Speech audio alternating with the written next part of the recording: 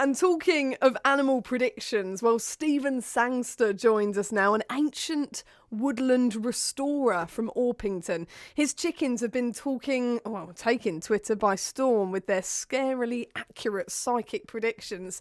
Stephen, welcome back to the show. Thank you so much. It's great to be here. And yeah, we've got a lot of neighbours here excitedly waiting to see what our psychic chickens are going to predict for the final. And I have to say, I think they're going to be a little bit more professional than your Angus horse. My chickens had a lot of practice. They've been doing every game of the Euros that England have been playing in, and they haven't got the result wrong yet. So how's that? Have you put them into any kind of training, Stephen, for this new career change that they've taken?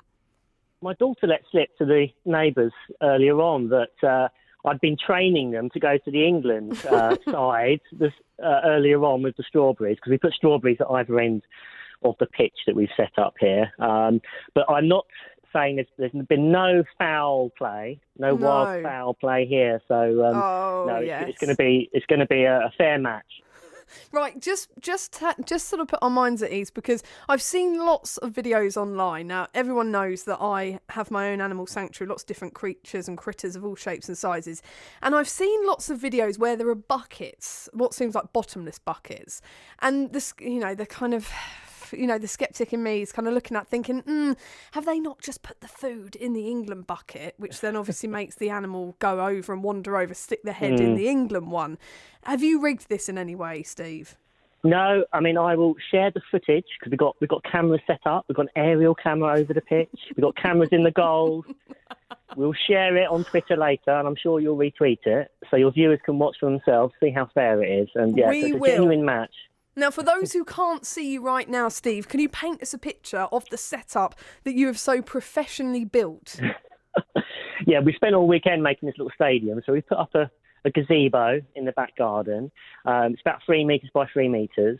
We've constructed this pitch. We spray painted the lines on it. We've made these little goals at either end and painted the flag of England and Italy at either side. And what we've done is put some strawberries at either side of the goal. And then in a moment, we'll be releasing the chickens into the centre, and they'll play for about 90 seconds, and we'll have to take a judgment call about who wins. So this is so far from just the chicken that wanders over to the winning strawberry. We're actually going to get a game of chicken ball right here. We've had to develop it because, I mean, it's a hugely stressful game. The chickens are a bit nervous just having this sort of bail, flag one side or the other. So before we give 90 seconds, obviously we'll be looking at things like, who has the first strawberry taken, what does the possession of the chickens look like on either side, and we'll make a call at the end of the 90 seconds. My daughter is the referee. She'll blow the whistle, yes, and then we'll call the winner. Now, is there going to be a star player announced? I hadn't thought about that, but yeah, absolutely. There has to be, doesn't there? Yeah, I think we've got to crown a winner. We've got to crown the star player. We're going to be doing this in just a moment with Steve. Do you think we seriously underestimate the intelligence of our feathery friends, Steve? Yeah, I mean, I've been reading about chickens, actually. They are extremely intelligent creatures. Apparently they can remember up to 100 different faces. And 100? Certainly our chickens do sort of respond to their name. Susan and Jessica are the 2 chickens we have. Hang on. What are their names? Susan, named after my mother, who I think is listening. Oh. And Jessica, named after my daughter's school friend. I love it. I love how random chicken names are. Do you know what? Talking of chickens remembering faces, we've got lots of miniature chickens, and we always used to in summers gone by. Mum always fed them with the wild bird seeds. They love sunflower hearts. And it had been a while. Over the winter we didn't do it. We were just cracking on with all the hard graft, battling the winds and the rain and the snow. And when the sun started coming out again, Mum came out with her dish of sunflower hearts. And the little miniature chicken called Granny Apple, her face lit up if you could ever see a chicken's facial expression change. And she came zooming out of her little penned area. She came trotting up to Mum and stood there with her neck outstretched, waiting for Mum to lower her hands and to be fed out of her hands once again. And it just shows you that they never forget, do they? They never forget a face. They don't. But, we're just hoping for the right result today because if they choose Yeah. Italy, we're going to start warming the oven up. It won't be too late for a Sunday roast a bit later on. Right, hold about that attached thought, to them. Steve. Hold that thought. We're going to be right back with Stephen in just a moment to get the football predictions from his starstruck chickens. But first, it's all about the football mayhem and the big final tonight on the show this afternoon. We're talking to Stephen Sangster, an ancient woodland restorer from Orpington. His chickens have been taking Twitter by storm with their accurate psychic predictions, and we're getting ready. We are rallying up for their big prediction now. Steve, are you ready to be our commentator? I am. The crowd is waiting. We're going to get them out of the coop now, so I'm literally going in to collect them. Okay, here we go. Okay, here's Susan. My wife is going to carry Jessica down. We almost have like a little tunnel here, Willow. It's almost like we're coming out into the stadium. Oh, the My crowds daughter's are going to blow the whistle. the crowds are Right, shouting. we're all ready. Everyone's ready, okay? Here they are. Okay, Lillian can blow the whistle. It's a rowdy crowd.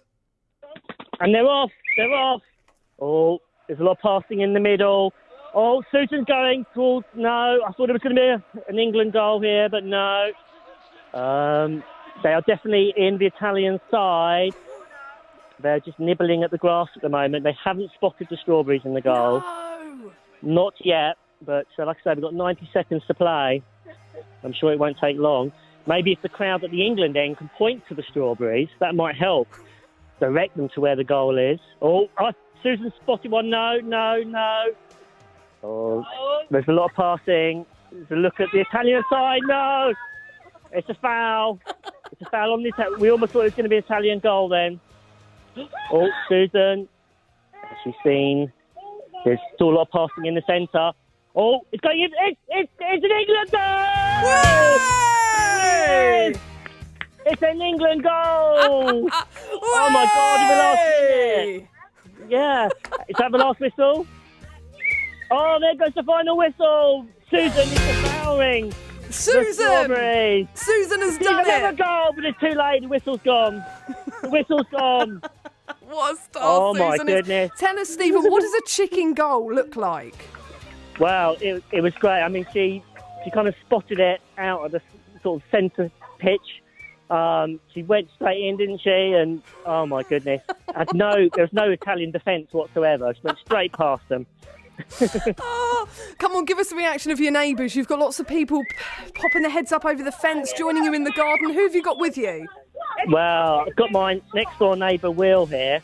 His wife is actually on the roof looking because she's isolating at the moment, so she couldn't make it. But Will is with us. Do you want me to pass you over to him? Yeah, go on. That's it. Hello. Oh, I can hear the rowdy crowds. Will, you're one of them. I hear that this has really been gathering a lot of attention in your neighbourhood this last week. It certainly has. Yeah, who thought chicken predictions was a thing? But yeah. Why do you think it's been such a great fanfare, such a great fun thing to do together during this time? Well, I think that the team has, after many years of always getting us excited and letting us down, they suddenly seem to actually be playing like a team, and it's something for everyone to feel good about. How many people are with you this afternoon? Where are you all? How many are there of you? About 20, 25 maybe.